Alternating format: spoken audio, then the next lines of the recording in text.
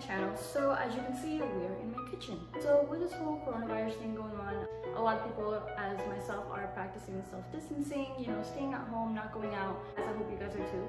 And naturally, I've been getting really bored. So one of my favorite YouTubers, Dana Gagliotti, I hope I'm saying that right, she's amazing, posted a video, I think a year ago, about DIY OAT gel. So it's like a natural DIY hair gel. And her hair came out really, really nice. And I just wanted to try and recreate that gel and see what it does to my hair, because I'm so bored in my house with nothing to do. So hope you guys enjoy. So first I'm turning the stove on medium heat and dropping about 1.5 cups of water.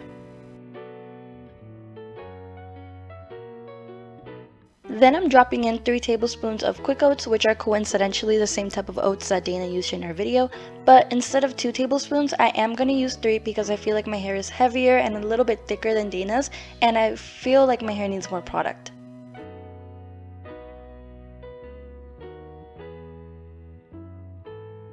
So Dana didn't use coconut oil in her video, but my hair loves coconut oil, so I'm going to add in about half a tablespoon of coconut oil.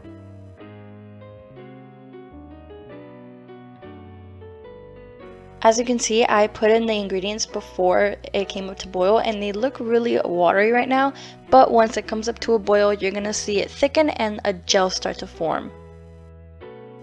In the original recipe, it says that if you put gel between 2 fingers and you see a little continuous string, that means it's ready.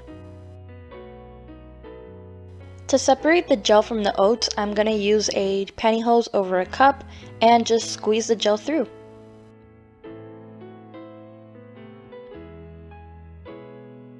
Since you are supposed to sift this mixture while it's still hot, Dana burned herself in her video, and I'm not trying to do that, so I recommend you put on gloves. I admit it is a little difficult to sift this mixture, but for the sake of experimenting, anything for natural hair gel.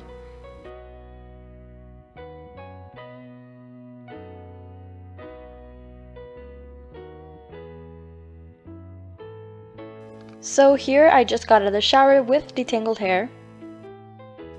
I'm applying this hair gel like I regularly would with any other hair product, and I'm going to scrunch with a cotton t-shirt. I really wanted to see what this oat gel could do, so I didn't put a leave-in conditioner and I didn't put a cream styler. I also found, unlike traditional hair gels, this gel doesn't leave your hands feeling sticky, and it actually left my hands feeling really moisturized. I leave my hair to air dry until it's around 85% dry, and then I go in with the diffuser. The only thing with this though is that I was afraid to use hot air because I felt like it would make my hair frizzy, so I only used cool air with this gel. And as you can see, my hair is so defined and I really don't have any frizz.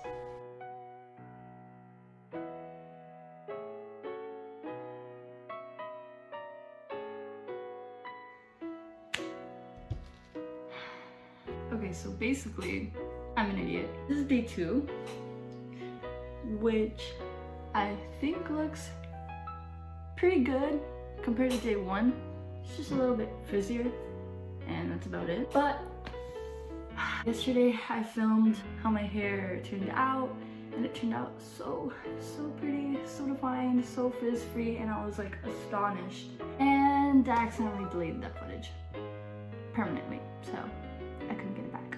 I will insert a few selfies that I took yesterday, just to show you how defined and like so cute my hair was, and I'm so bummed that I lost that footage.